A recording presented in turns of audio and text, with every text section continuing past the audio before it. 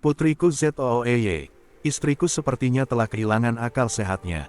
Belakangan ini dia lebih banyak menghabiskan waktu dan memberi perhatian pada sebuah boneka bayi dibandingkan dengan Zooey putri kami sendiri. Sejak hari putriku dilahirkan, aku langsung tahu bahwa dia adalah anak yang spesial. Kami menamainya Zooey dan dia adalah bayi paling cerdas yang pernah kulihat.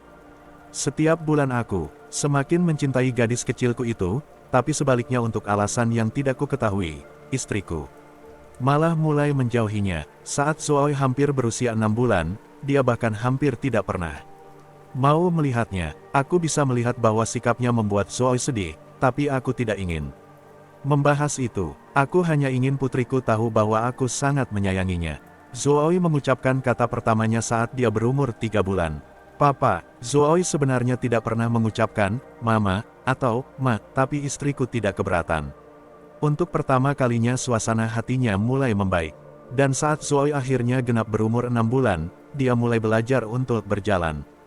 Terkadang dia masih sering terjatuh, tapi aku benar-benar takjub melihat bagaimana kuat tekadnya untuk seorang anak kecil. Bukannya menangis setiap kali dia terjatuh, dia malah berusaha untuk bangkit lagi dan mencoba untuk berjalan. Di hari ulang tahun Zooey yang pertama, istriku begitu disibukkan dengan pekerjaannya, jadi aku merayakan hari istimewa itu berdua saja dengan putriku.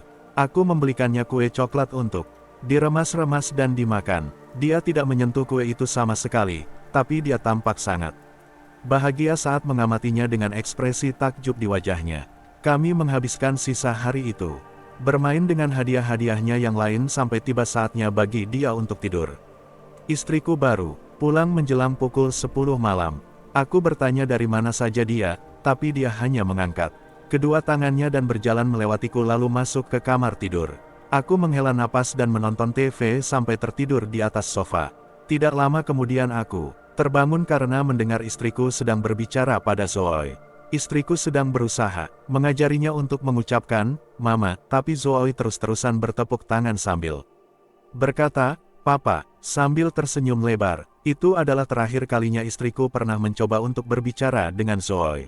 Pada hari ulang tahun Zooey yang kedua, istriku memberitahu bahwa dia akan kerja lembur sampai malam hari. Aku berusaha untuk memohon dan menjelaskan padanya bahwa aku ingin dia berada di rumah, tapi dia hanya berkata bahwa pekerjaannya lebih penting baginya.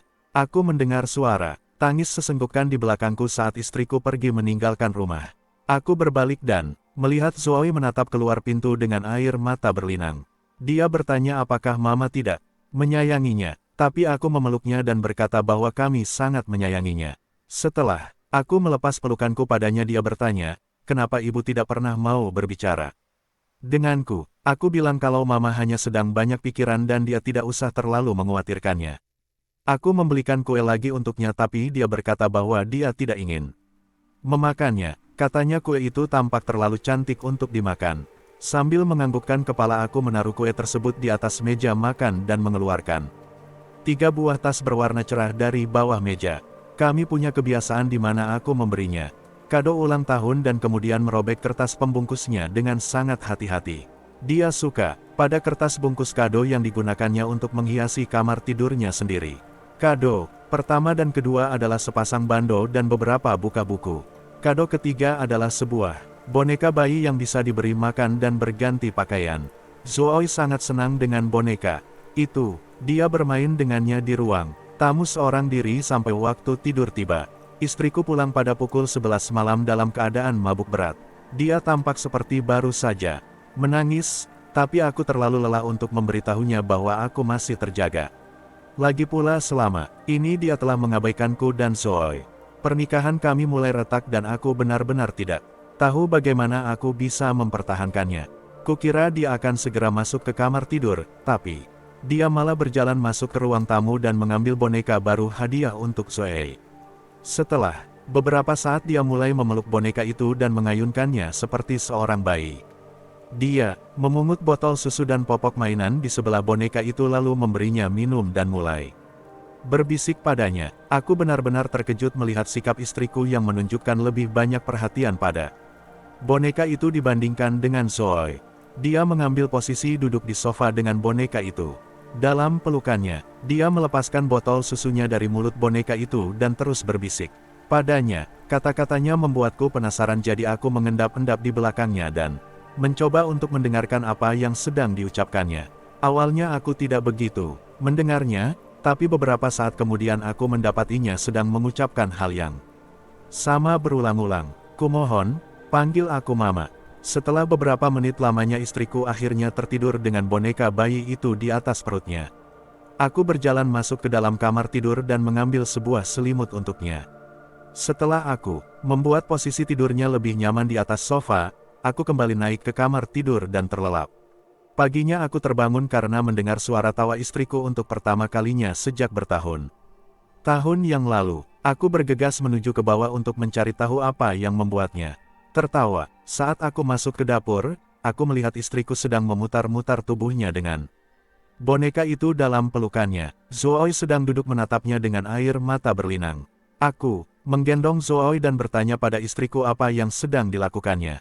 Dia hanya menjawabku dengan satu kata setiap kali dia memutar tubuhnya. Hanya sedang bermain dengan putriku. Aku memberitahunya bahwa Zoe sedang menangis, tapi dia hanya mengangkat bahu dan terus berputar-putar dengan boneka itu. Ini sedikit membuatku kesal, tapi aku hanya bisa membawa Zoe masuk ke dalam ruang tamu dan mengajaknya bermain dengan boneka-bonekanya yang lama. Setelah kira-kira sejam lamanya, istriku akhirnya keluar dari dapur dengan tubuh penuh keringat dan berkata bahwa dia ingin mengajak putrinya jalan-jalan ke mall.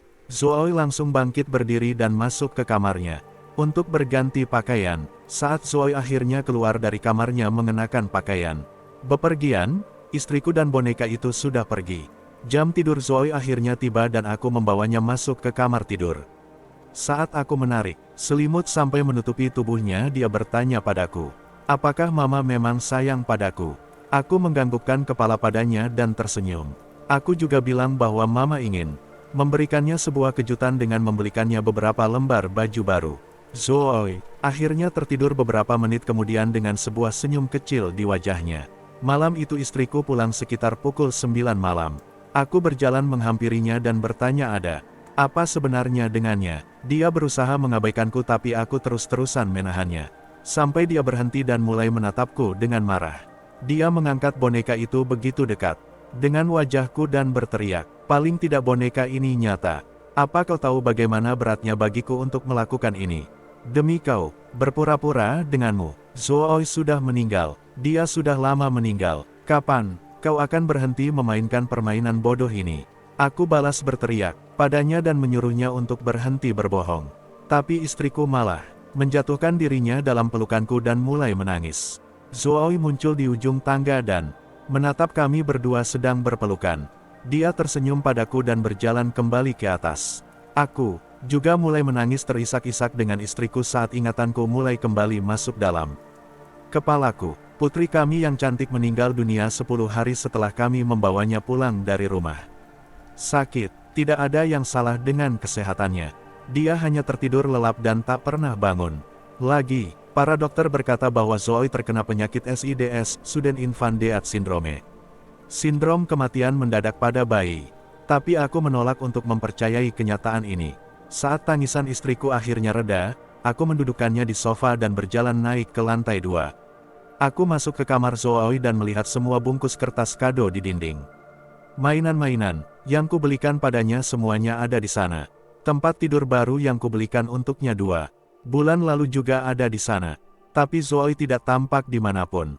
Sambil menghela napas dengan berat aku menutup pintu kamarnya dan masuk ke dalam kamar tidurku. Aku membuka laptop dan memeriksa semua foto-foto yang kukira ku ambil bersama Zoe, tapi hanya ada aku sendiri di dalam foto-foto itu. Tak ada Zoe sama sekali. Aku baru saja akan mematikan laptopku, tapi aku memutuskan untuk menuliskan kisah ini. Terlebih dahulu, aku membutuhkan bantuan. Aku masih berada dalam proses berduka.